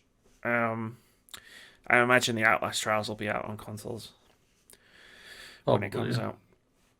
I've also got Ooblets on here, just to shout out Ooblets, because as I said, we've been reacting to E3 stuff since 2015 on the internet, and every single E3 I've always been like, Ooblets! Every time in a live stream it comes up, because I've been dying for this game for years. So there's your yearly Amy screaming ooblets into a microphone. Ooblets. It's a Words About Games tradition, and I don't know what I'm going to do next year because it'll be out. Oh no! It's the end of an era. Ooblets! They're so cute. I love them. They'll release it and then they'll reveal ooblets too. Cool, because then I can keep it going. Ooblets! Yeah. Or I can just play it and be like, ooblets. True. Chris Tales, Moody, is the next one. You put this down. This is another one I've played. So. I just like to what paid it got. Let me try that with English. Reset. Reset. Yeah. I just loved what it said was it's a love letter to classic JRPGs. It is. Can't ask for much more than that. You got a nice little colourful metrics to it. Inspired, like I said, they're inspired by timeless, like Chrono Trigger, Final Fantasy VI, Valkyrie Prophet, modern classics like Bravely Default, and Persona 5. Yeah, they've got some.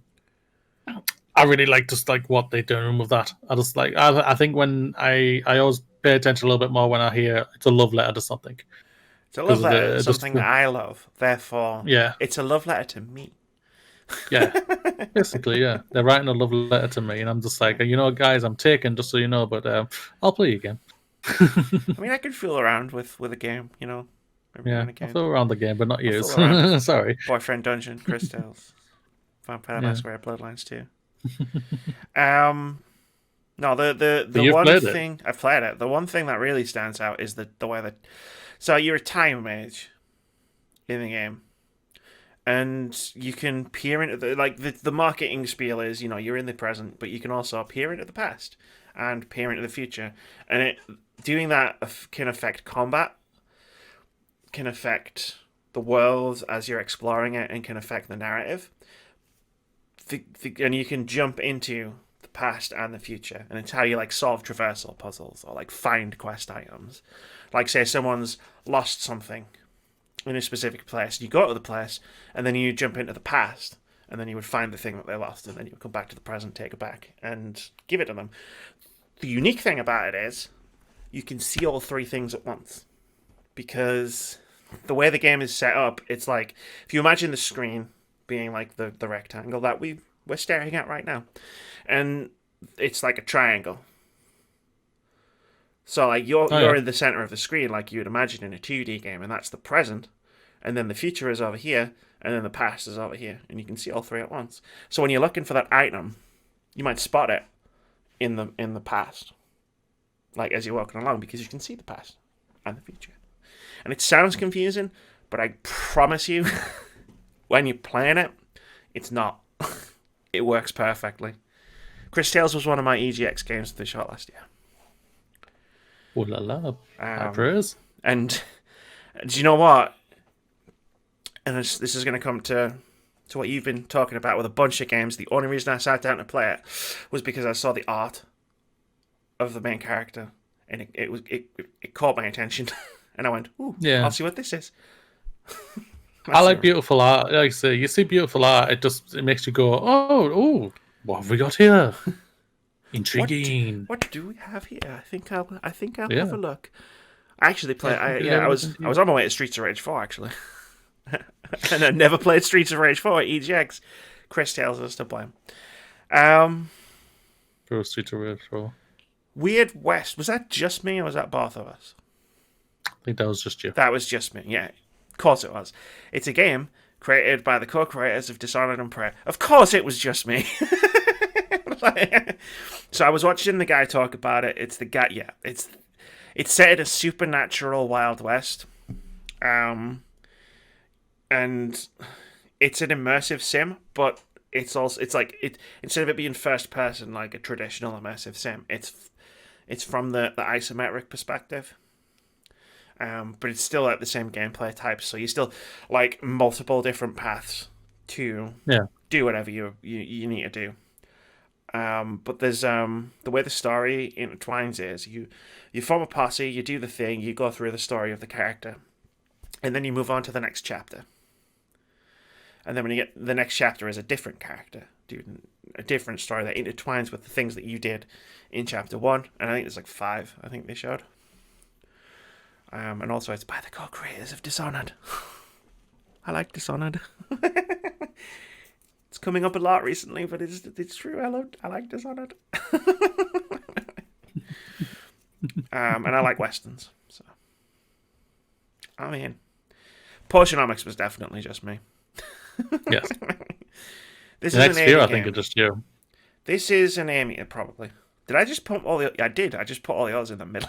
Sorry. To be fair, I though, have one left, I think. to be fair though, I watched this show and you didn't. That probably explains it. Yes. I can go through the next 5 quite quickly though. Oh, yeah. Portionomics. I think actually the next few are really yours, Amy. It's They the really feature are. games show as well, which is another one where it was like I watched that, and I'm guessing you were in bed. Going off, sorry for putting, going off what I'm reading here, they are all yours.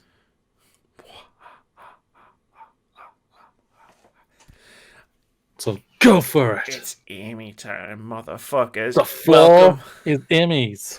Welcome to my world now, fuckers. Step into my web. Cool. So, Portionomics looks really charming. This is definitely an Amy game. It's a shopkeeping sim. It's an RPG. You play a witch, and you need to sell potions, and you make really good potions, but you need to convince people to buy them. So you get like cards when you can haggle and manage stress levels as you do it. Looks cool. Looks charming. I'm in. Basically. InSound Mind stuck out to me. I'll shelve that because I've got the demo of it, so there'll be a preview of that game coming out at some point on the Words Back Games YouTube channel. But it's a spooky horror game that looks scary as fuck, and it's coming to next generation consoles and PC. Evil Genius 2. I played Evil Genius a lot. It was actually Russell that bought it. People watching this podcast might not know who Russell is because he used to be on the podcast all the time. Now he's on a few videos here and there. He had the game, and we used to play the game all the time. And it's basically you build an evil there in like a mountain or underground, and you have to like research stuff and do all this stuff to like for world domination. But you also have to defend it from like secret agents that turn up to try and be James Bond, essentially. In this scenario, it's very cheesy, but it's really cool. It's quite fun. It's really funny too. And I liked what I saw of Evil Genius too. And it's been long enough that I'm like, yeah, we could definitely do with an update from this game. I'm pretty sure I played in the 90s.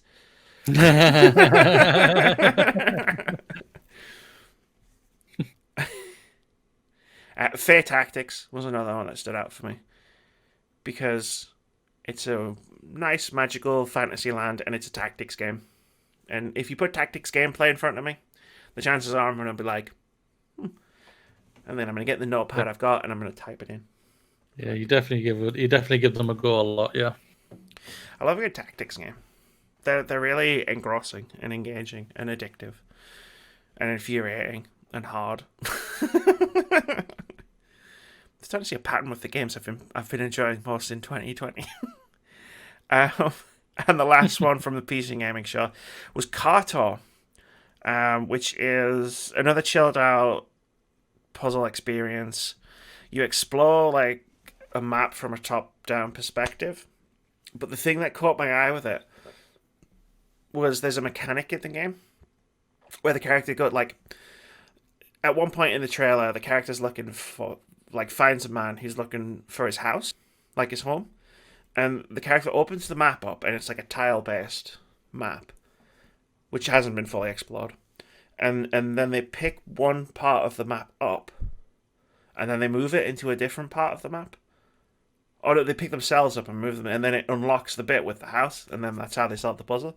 And I was like, huh. And reading about it, it's like you you like move around the map and explore it, but you can also literally move around the map by like picking tiles up and moving them around and putting them down. So if like something's impassable and you can't get past it, you can move to a different tile, pick it up, put it down, and then it connects to behind whatever the impassable thing is. And I was like, that sounds like a really neat puzzle exploration story mechanic type deal,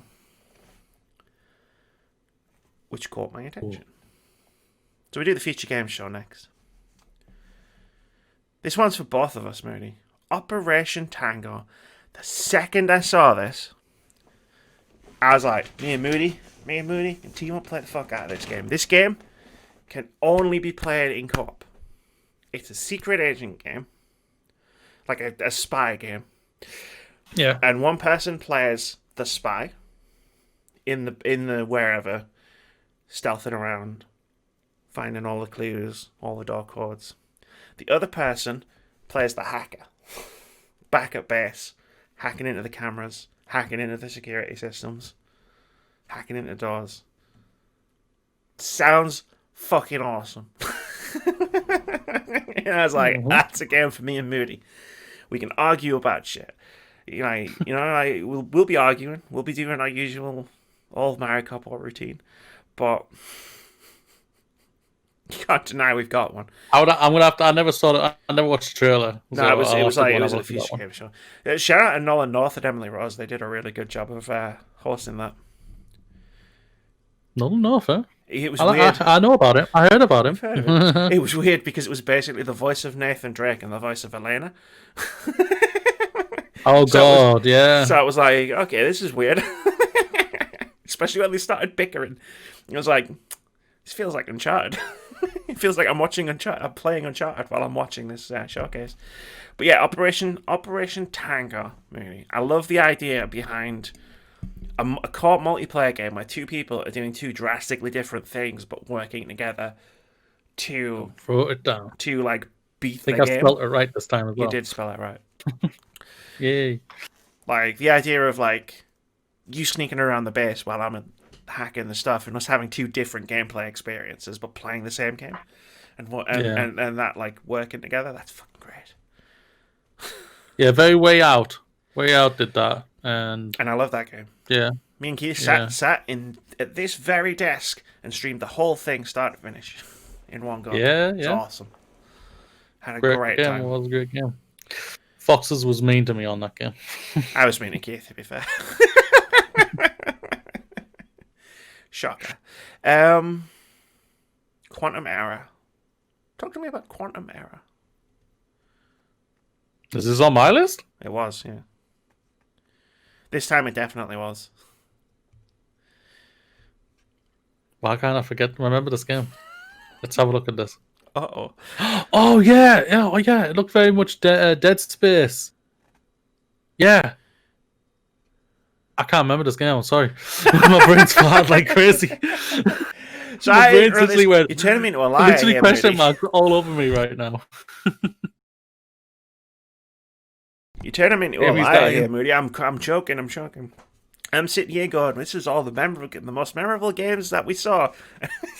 You're right here like, I don't remember fucking games.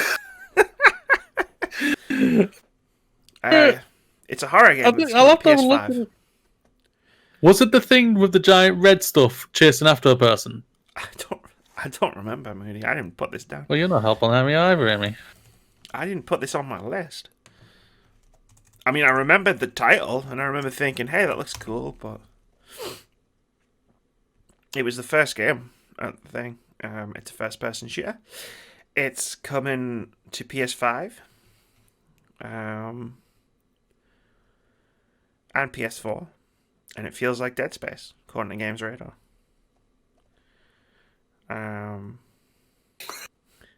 Cool. So, glad we had that chat. To be fair, ladies and gentlemen, I think I need to do a coffee. To be fair, there's one I need to delete from this one because I put it on and I'm like, I don't remember any of that. I'm so sorry, ladies and gentlemen. I can't remember that one. I fine. do apologise for that one. My brain's farting like crazy here. Ghost Runner, I'll just shout out now because I did an indie game of the week for that a few weeks ago. So check that out on youtube.com/wordsaboutgamesuk. Cool. And that's that one done. Dustborn, don't know very much about it, but it's got a really diverse cast. It's an adventure game by the development studio that made Dreamfall, like the series Dreamfall chapters, The Longest Journey, and The Secret World. And they do really cool, really weird games and really weird stories. And I'm down for weird. And the main cast is a band driving around in a post-apocalyptic. It looks post-apocalyptic. Wild. That was cool. And the last one from the Future Games Show is Space Crew because it just looked really funny.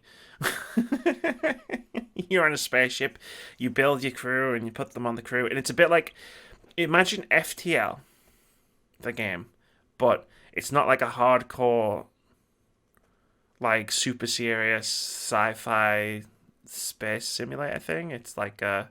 Remember this game? It's like a really funny, almost Star Trek, where they're like they're hyper aware of the fact that they're super close to infringing Star Trek copyright. And it just looks like fun. Like, and sometimes I like the Star Trek game. You look at games and you go, that's got a really cool story, that's got a really interesting characters, that's got a really cool art style. But sometimes you just have to look at a game and go, yeah, it looks fun. And that's enough. That's all I need Space Crew to be. It looks fun as heck. And sometimes, like me, you have to go back and have a look at the game to see what the hell you're talking about and why it's on your list. I remember Quantum Error now. Let's try this again. So, Moody, the last one on this list, at the bottom of the list, is Quantum Error. Yes. Quantum Error, why it spoke to me, because it literally felt like, they say Dead Space, but I'm going to throw in Alien Isolation. I knew you were going to say Alien. Yeah. I should have seen that coming. Yeah, it literally felt like that. I was like, oh, this is I like this. This is terrifyingly, creepily, and awesome and looking. Yeah, I like the look of this. That's why Dead Space is a good shout. There's no doubt about it. Dead Space had a very good creepy atmosphere to it as well. But yeah, the first thing that came to my mind was Alien Isolation. Yeah. Sorry, ladies and gentlemen, I completely forgot. But how? You've got something to laugh at. So how? We're here to entertain you. So that's all good. Yeah. Well, that's the aim. Shit. I think I've been doing this podcast in business wrong for 210 episodes. Well, time to resign. The show's all yours, Mooney. See you later. Okay, Amy. Yeah, it looked creepy. I do like horror games. They do some really good ones. I like how we love the Resident Evil franchise. We're big fans of Dead Space. So I'm a big fan of Dead Space 1 and Dead Space 2. I enjoyed 3 with co-ops. Those are the Dead Space 1 and 2, great games. I agree with Dead Space 1 and 2 are great games. I enjoyed co-op on 3. 1 and 2. God, I knew you were going to say that again. You were not going to mention 3. I can see you. Well, what's 3? It's like, what's a 3? What's a 3? I don't know what's a 3. That one before. Okay, there's the Escapist Indie Showcase with 70 plus indie games. I've picked out a few that were there. Some of your picks were at the Escapist Indie Showcase, so that were also at other shows. Were they? Yeah, there's been a few that have double dipped in like 2 different shows. But I know some of these caught your attention because I remember this was one we watched together on Discord. Like the first one, Game Deck, which is a weird concept. This is the one where it's like an isometric RPG, and you're a detective who solves crimes inside virtual worlds. Yeah. I think this is the game where we both said pretty much close to each other that, there's a lot of Cyberpunk games coming. There was a lot of Cyberpunk games, but this one did look really, really, really cool. Yeah. Like, it's got massive choice-based consequences because you're investigating all of these different crimes, and depending on the outcome of the different things that you're investigating can affect future investigations. It fully leans into cyberpunk, Hmm. not just as an aesthetic or like set dressing, but in like a cyberpunk world. Like, and I mean that's obvious from the premise, where it's like you're a detective who solves crimes, but you know, in VR basically. Like, you don't solve real world crimes, you solve virtual reality crimes. Um, it's yeah, it was really really impressive, and then every cyberpunk game after that, I was like, another cyberpunk game. Come on, guys. Yeah, Why are you yeah. releasing 20 Cyberpunk games in the year that Cyberpunk 2077 is coming out? This is Maybe a they know mistake. something. Maybe they know something, and they know Cyberpunk 2077 is actually getting delayed. So they know this. So they're dropping them all this year to get out of the bloody way of it. Yeah. Or they're trying to force them to pile pressure on them to say, all right, there's too many Cyberpunk games here, ladies and gentlemen, we gotta move. Yeah, because CD Projekt Red will definitely be intimidated by. They're trying to move the biggest European gaming company.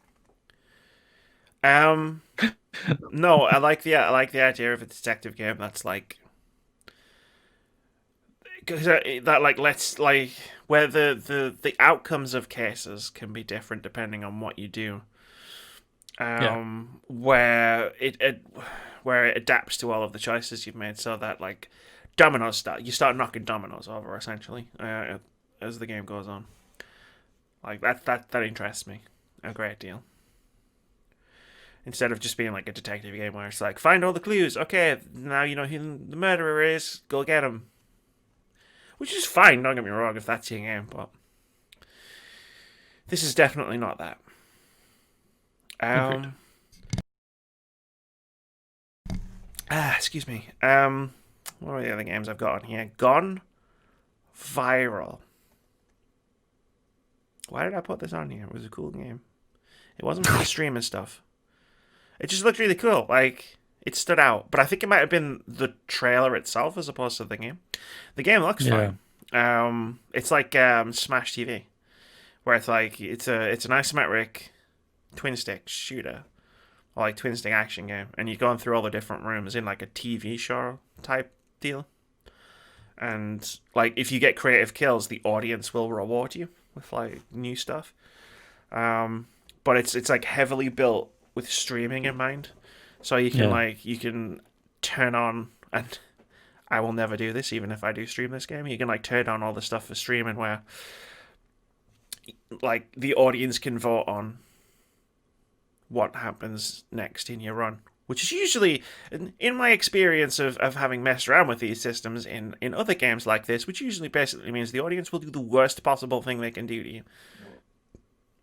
Like, That's the more fun thing. for you,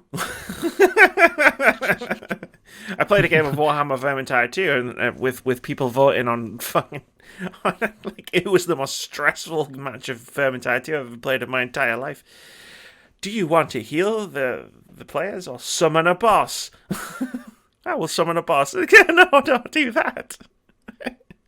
What do you wanna do? Also, if you're streaming it, like there's TV screens in the game, and like if you're streaming it, it can put your face on the like you're watching down on the thing, which is crazy to think that that's a thing.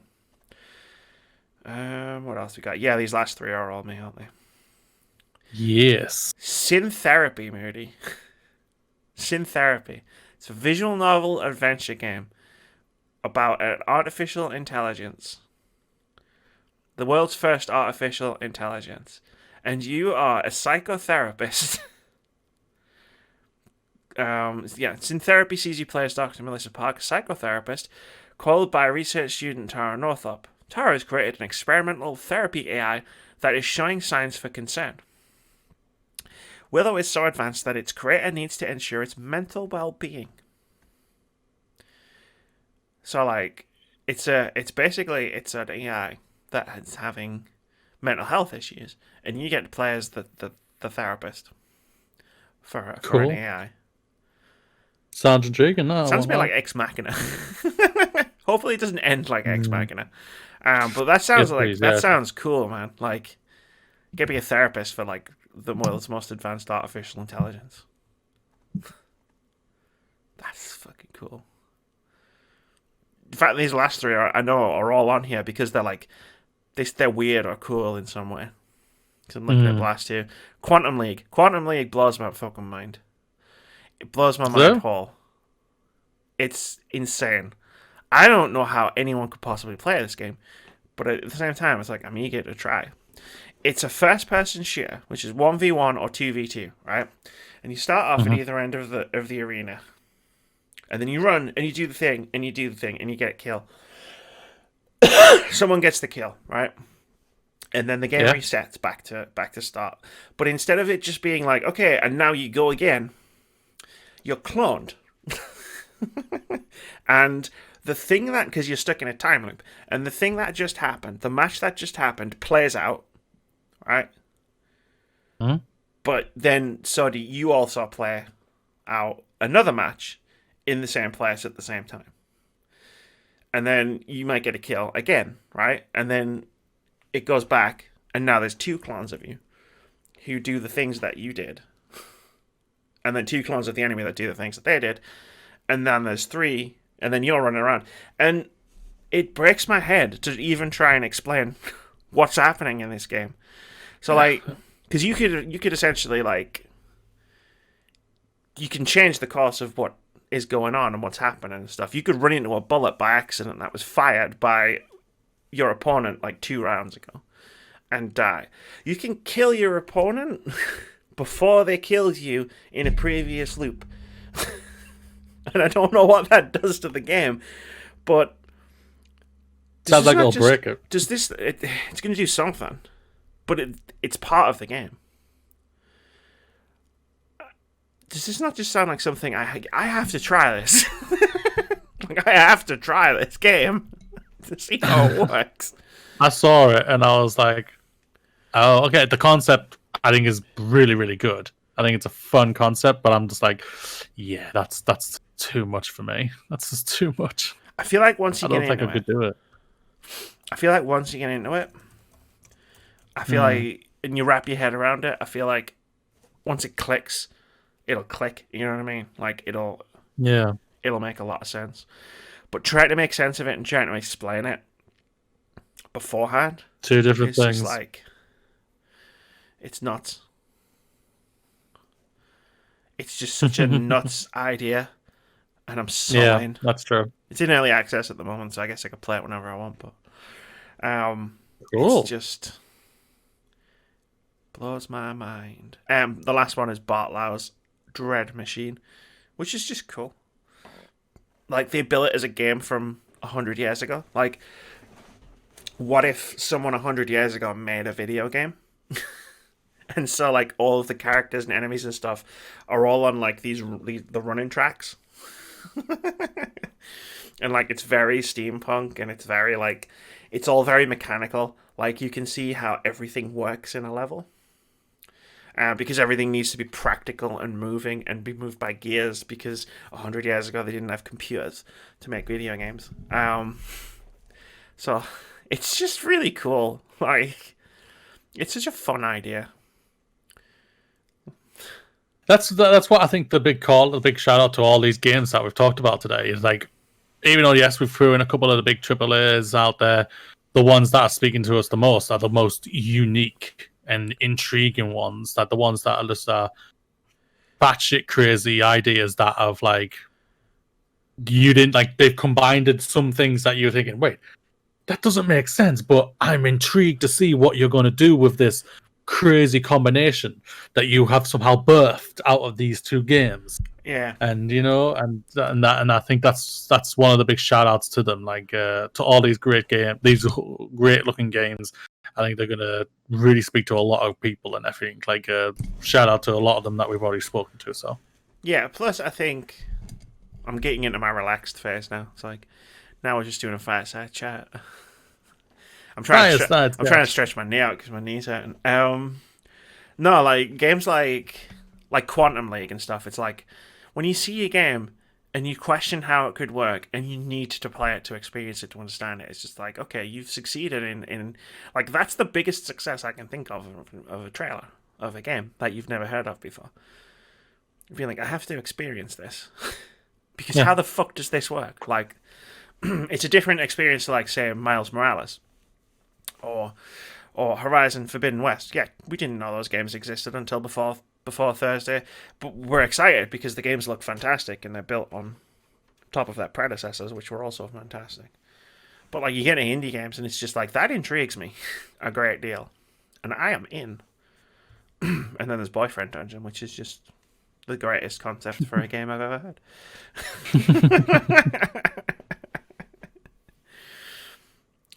And Moody's on board now. Moody's on board, y'all. We got him. We wore him down. Wore me down, huh?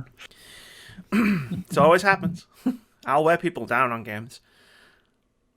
That's true. I'm always open-minded to give something a try. So if I have the tools to be able to do it, so if you give me a long enough lead time with like in a game announcement, I will wear you the fuck down.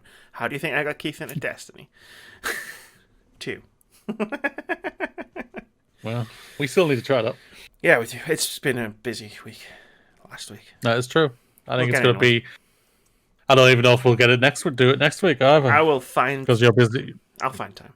I will find the time to do it next week. Off stream. I don't think I'm gonna stream Destiny 2, like, at all. I think that's just gonna be us relaxing game. Yeah. Because right now my Twitch channel branding is kind of games that will hurt me. There's no space for relaxation. It's all about Bloodborne right now. Games that will hurt me, torture me physically. Mooney, we're gonna do the last. Yeah, but we found. Go on. I was gonna say, but we found the right thing. I start watching you do a boss battle, then I leave, then you win it. I'm so pissed. The 2 bosses I've been stuck on, and you left, and I didn't know you left. You came back and you just went, "How's it going?" And it's like, I beat the boss. What the fuck? Why did you leave? I beat the boss. And then the last time you came back, after I threw myself accidentally off a fucking bridge, and then got crushed by a flaming boulder. Just as that was when you came back. You didn't miss me killing the giant flaming dog beast, but watch me fucking Darwin Awards myself. Like, yep, definitely. How dare you? But hey, if I have a knack. It's a good luck charm. For perfect timing. You do have a knack for perfect timing. Maybe we got 2. Again, no news this week. We'll do the news next week. No content drop. Just 2 more sections of the podcast left.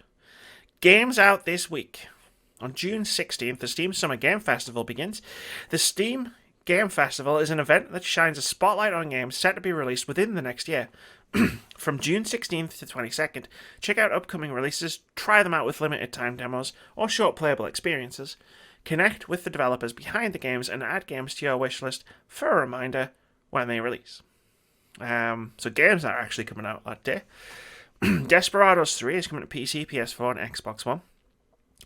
Desperados 3 is a story-driven, hardcore, tactical stealth game set in a ruthless Wild West scenario. Play smart if you want to succeed. A good plan can make the difference between survival and finding yourself at the business end of a pistol. Also on June 16th, Disintegration comes to PC, PS4 and Xbox One. Disintegration is a sci-fi FPS combined with RTS elements.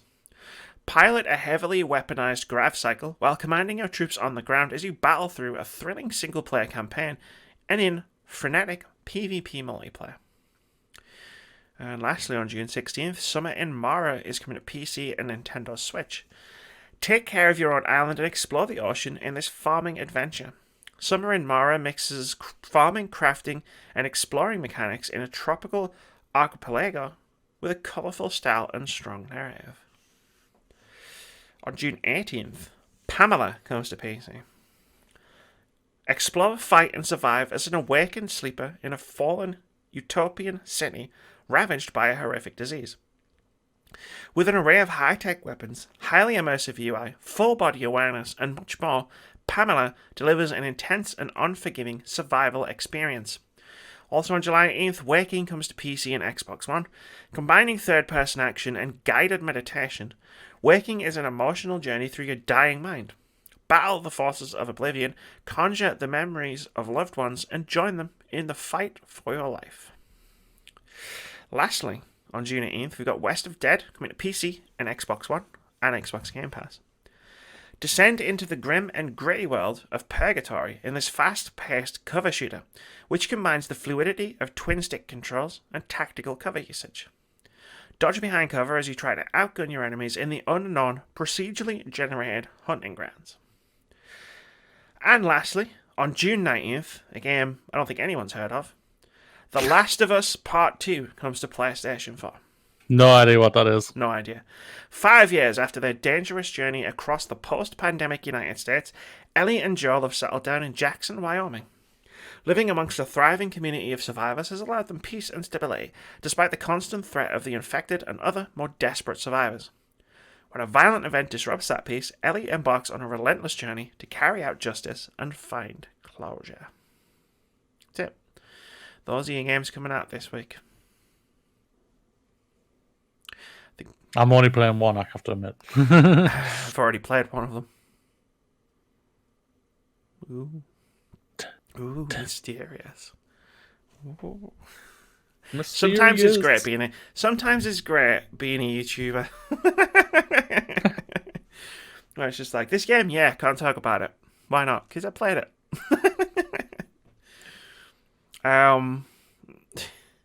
There's a lot of good game.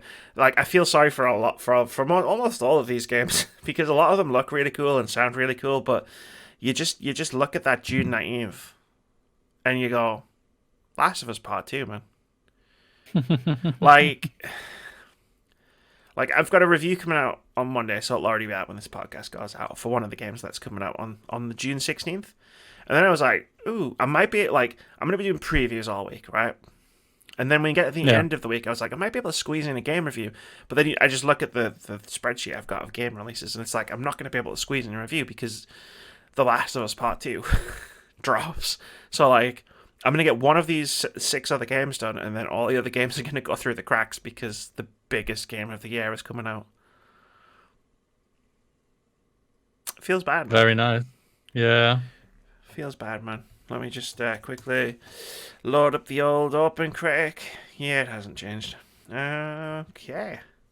Last up, we have OpenCritic Head-To-Head. This is a game myself and Moody play every single week where we try to guess the OpenCritic average of one game that is coming out over the course of the following week. Whoever gets closest to guessing the average gets 1 point. If someone manages to guess the average spot on, they get 2 points. Last week, The Last of Us Part 2 didn't come out, but the review embargo was lifted, so we decided to guess the OpenCritic average of The Last of Us Part 2. I guessed it would get a 97, Moody guessed it would get a 95, and the OpenCritic average of The Last of Us Part 2 at the time of recording is 96, because of course it is. I'm happy and sad at the same time. It's nice to know we were in the ballpark. You know what I mean? Like, when the reviews dropped and I woke up on Friday, it was sitting at 95, ladies and gentlemen. It was. When I woke 95. Up and I looked and it was a 95 and I was like, shit. I was like, hell to the yes. Then I don't know if it was that exact day or it was the next day. We and you spoke and went, 95, yeah. You were like, I'm going to get 2 points. And I was like, you sure? You should have luck. You sure? I think I was streaming and you said it and I was like, are you sure about that, Moody? But you kept like doing the victory lap thing and I just kept saying, are you sure? Are you sure? And I think it took you a few goes before you clicked and went, oh, shit. Yeah. Because I'll be honest. Because the thing is, you probably wouldn't have gone. If it went to like 94, I was still would have won. Yeah. But because it's 96, you're just like, are you sure about this there, Moody? You sure? You sure? The thing is, like, I was so fucking close to picking 96 as well. That pissed me off even more. It was the only, like, where I would have been gloating about it, if that makes sense. Are you sure about that, Moody? Yeah. Because when I see an OpenCritic score go in, like 99% of the time, the only direction it's going is down from there. Yeah. So when I saw 95, I was like, fuck, even if it changes, like, it's just going to get further away from me. So when I saw it go up to 96, I was like, okay. So I had to institute a new rule, Moody, because this is the first time this has ever happened. The current scores stand still at Moody 10, Amy 10, Moody 8. There is now one draw on the board, which means no one gets any points from that. I guessed correctly. I guessed closest, sorry. On Dreams, Warcraft 3, One Punch Man, Half-Life Alyx, Resident Evil 3, Gears Tactics, Legends of Runeterra, Deep Rock Galactic, Mania, and Xenoblade Chronicles Definitive Collection. Moody guessed closest on Zombie Army 4, Ori and the Will of the Wisps, Doom Eternal, Final Fantasy VII Remake, XCOM Chimera Squad, and Command & Conquer Remastered, and guessed the score completely correctly for Pokemon Mystery Dungeon. There was one draw, and it was The Last of Us Part 2, the biggest fucking game of the year. The only draw. It's going to get to the end of the year. That's still going to be the only draw, and it's going to be like the most well-received, most well-reviewed game of the year was the one we drew on. Well, there's only one more game left. That is, if it's the most anticipated, and that's obviously Cyberpunk. So we don't know when that is and everything. So it's going to be. We know when that's published, but when we know what that scores, we don't know yet. So just you wait for Breath of the Wild 2. That's right, Moody. I'm back on that hype train. I'm back on the Breath of the Wild 2 hype train. I'm wobbled for a little bit. I'll state for a fact again, if that does come out this year, whatever score, whatever, you've won on all cases on the Open Critic and on the thingy, just because you guessed that game would come out this year. I never guessed that would come out this year. I didn't believe it would. I still don't believe it will. I think it's a 2021. I wobbled for a bit. I let people. You did. I let people get in my head. I let people get in my head with Breath of the Wild 2, and then you know what? You know what I thought, Moody? I've already fucking said it. What? There is nothing. I have got nothing to lose. Doubling down on this. And saying, you don't have anything to Breath lose. of the Wild 2, December 2020. Mark it in your fucking calendars. Mark it in the calendars, Mark it in the calendars. Yeah, I think it's going to be, whenever that game comes out, I think it's going to be fun. So it's going to be very, very good. But I think it's very intriguing. As our fantasy league stands right now, it's going to be close between me and you. Unless Breath of the Wild 2 comes out. yeah. Breath of the Wild 2 is the difference at the moment. Yeah, you've got your next really big game is Cyberpunk, in it. Yeah. That's not for a while. And my next really big game is basically either Assassin's Creed or Halo. Halo and Assassin's Creed. Our games match each other, toe to toe. Like, I've got Cyberpunk, you've got Assassin's Creed. You've got Halo, I've got Hollow Knight. And then the other ones. Mm-hmm. Like, we've got the only wild card so far, and bearing in mind, you've got 4 spaces to fill, I've got 5 spaces to fill. The only wild card right now is Breath of the Wild 2. That is true. Well, I've got one. I think I've got possibly one game on my list that I don't think will come out this year. Yeah, I don't think that's going to come out this year. Yeah, so it's going to be fascinating. Nah, I'm not getting into that discourse. I was about to say I need X game to really suck, and I was like, I'm not getting into this discourse because I don't want any games to suck. Yeah. Well, I think I've still got a gem though for myself with Bravely Default 2. That was number one was well received, very well received. Yeah, I think that could get me a good couple of points if 2 comes out when it's very well received again. So Yakuza 7. Yeah, you've got Yakuza as well. This is what I mean. Me and you have got we're going toe to toe. We've left Russell. We really are. Russell's just gone. Like Russell counterpicked Half-Life. And Keith was never in it. Once Russell counterpicked Half-Life Alyx, it was like, right, cool. You're not a threat. Keith got screwed over by Warcraft 3, big style. One of his games has now been delayed to 2021. Gods and Monsters. I saw what they said about Gods and Monsters, Moody. I don't think that game's coming out in 2020 anymore. Neither do I. I don't think that is either. I think that's 2021. He's got Elden Ring. You know what? He made a play for Elden Ring, and I respect it. I don't think that's this year either. I think you got more chance of Breath of the Wild 2 coming out. And that's me. That's not me being a heel. That's me legitimately saying I think you got more chance of Breath of the Wild 2 coming out in 2020 than Elden Ring. Legitimately, for real. But we've got one more thing to do, Moody, before we get out of here. We've got to guess the OpenCritic average of this week's game, which is West of Dead.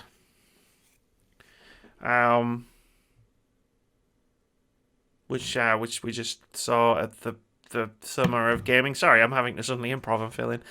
Yeah. Sorry. I was getting questioned by someone offline. That's fine. All we've got to do is guess the OpenCritic average of West of Dead, and then we can get out of here.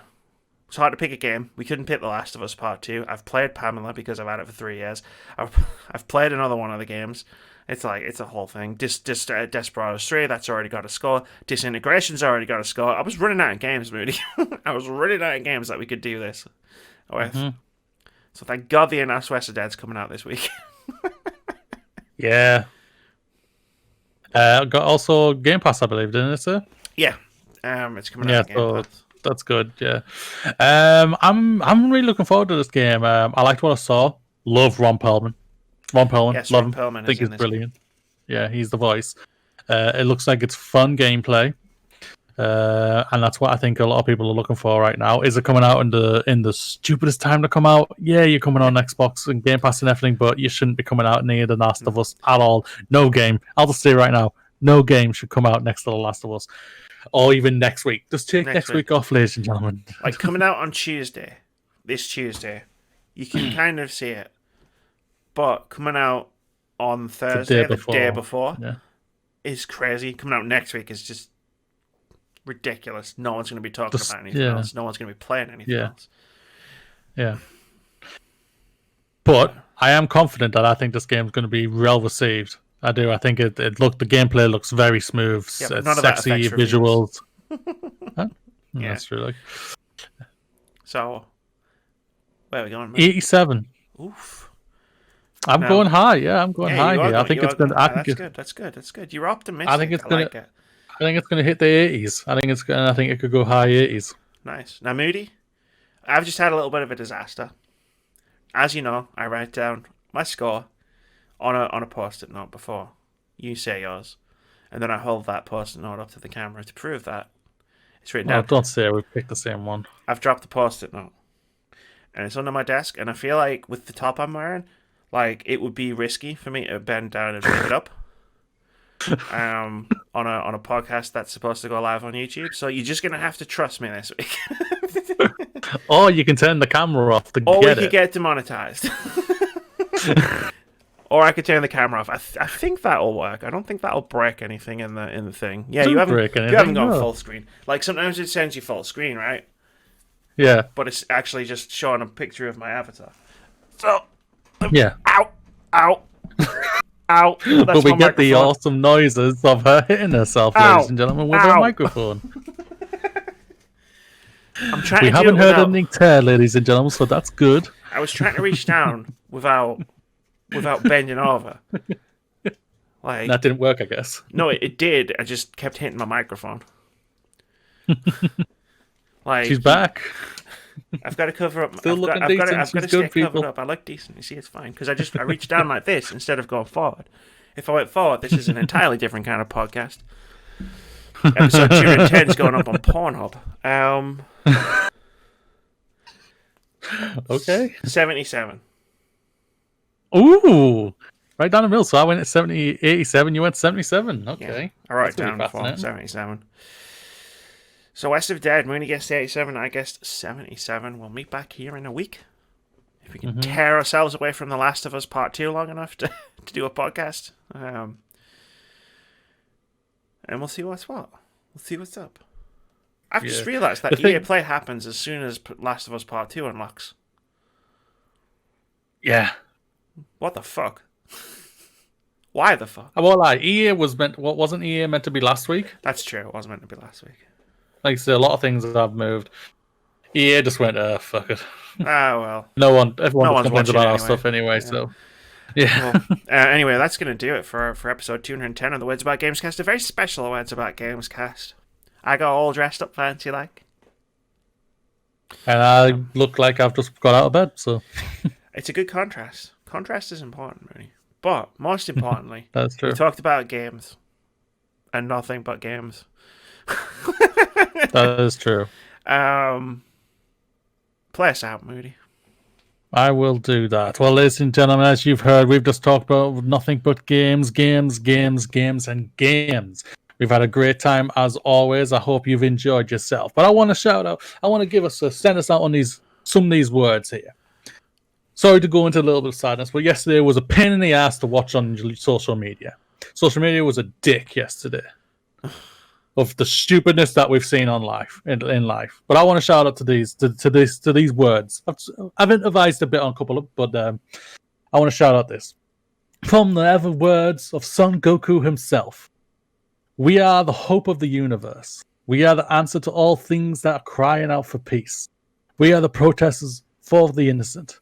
We are the light in the darkness. We are truth. We are the allies to the good. Nightmare for those twats. Let's all have a good weekend and let's pray for The Last of Us to come faster. Please. I need that game. Peace out, everybody. Bye.